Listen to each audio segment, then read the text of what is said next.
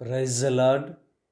ప్రభువైన యేసు క్రీస్తు నామంలో మీ అందరికీ ఉదయకాలపు శుభాలు తెలియజేయుచున్నాను. ఈరోజు దేవుడు మనకు అనుగ్రహిస్తున్న అతి శ్రేష్టమైన వాక్యము కీర్తనలు 145వ అధ్యాయము 19వ వచనాన్ని చదువుకుందాము.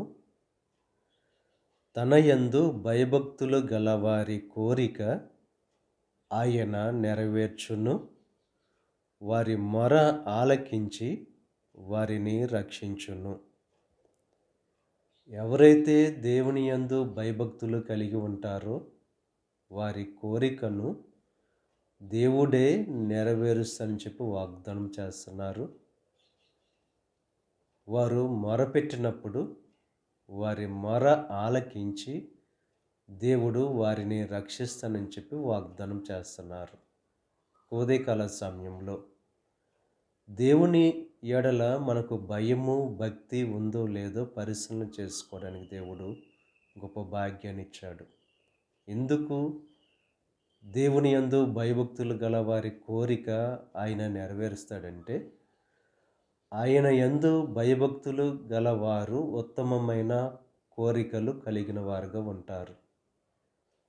ఆయన యందు భయభక్తులు కలవారు పవిత్రమైన జీవితాన్ని జీవించేవారుగా ఉంటారు గనుక వారి కోరికలను వారి ఆశలను ఆయనే నెరవేర్చేవారుగా ఉన్నారు.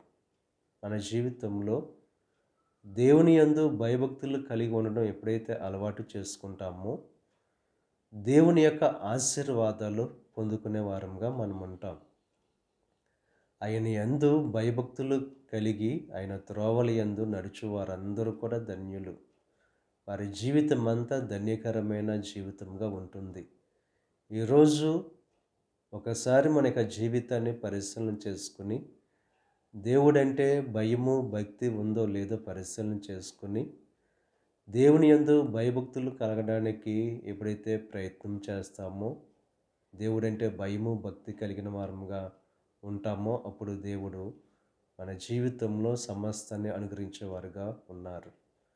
దావీదు గొర్రెలు కాచుకునే వాడు ఒక దేశానికి రాజుగా సింహాసనం మీద కూర్చోవడానికి గల ప్రధానమైన కారణం దావీదు దేవుని యందు భయభక్తులు కలిగిన వాడుగా ఉన్నాడు. ఉదయకాల సమయంలో దేవుని యందు భయభక్తులు కలిగిన వారంగా మనం ఉంటే దేవుడు చిన్న స్థితి నుంచి ఉన్నతమైన స్థితిని కలుగు చేసేవారుగా ఆయన ఉన్నారు. యోసేపు జీవితాన్ని మనం పరిశీలన చేసినట్లయితే దేవుడంటే భయము భక్తి కలిగిన వాడుగా ఉన్నాడు గనుక పాపానికి దూరంగా పారిపోయాడు. బానిసగా ఉన్న యోసేపు ఐగుప్తు దేశానికి గొప్ప అధికారి కింద అయ్యాడు. ఇక ఉదయకాల సమయంలో దేవుని యందు భయభక్తులు కలిగిన వారుగా ఉంటూ దేవుని యొక్క శ్రేష్టమైన ఆశీర్వాదాలు పొందుకోవాల్సిందిగా ప్రభు పేరట మిమ్మల్ని కోరుచున్నాను. దేవుడు మిమ్మల్ని దీవించి మీ కోరికలన్నీ దేవుడు నెరవేర్చును గాక. ఆమేన్. ప్రార్థన చేసుకుందాం. పరిశుద్ధుడా, మహోన్నతుడా, సర్వశక్తిమంతుడైన యేసయ్య, ఈ ఉదయకాల సమయంలో నువ్వు అనుగ్రహించిన అతి శ్రేష్టమైన వాక్యాన్ని బట్టి నీకు స్తుతులు చెల్లిస్తున్నాం దేవా. నీ యందు భయభక్తులు గలవారి కోరిక నెరవేరుస్తానని చెప్పి వాగ్దానం చేసావు. నువ్వు నమ్మదగిన దేవుడవు.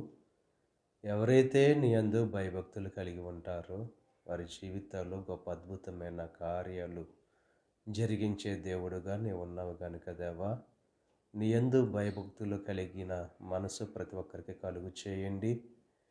ఈ ప్రార్థనలో ఏకీభిస్తున్న ప్రతి ఒక్కరిని దీవించండి, ఆశీర్వదించండి. ఈరోజు తలపెట్టిన ప్రతి కార్యాన్ని సఫలం చేయండి.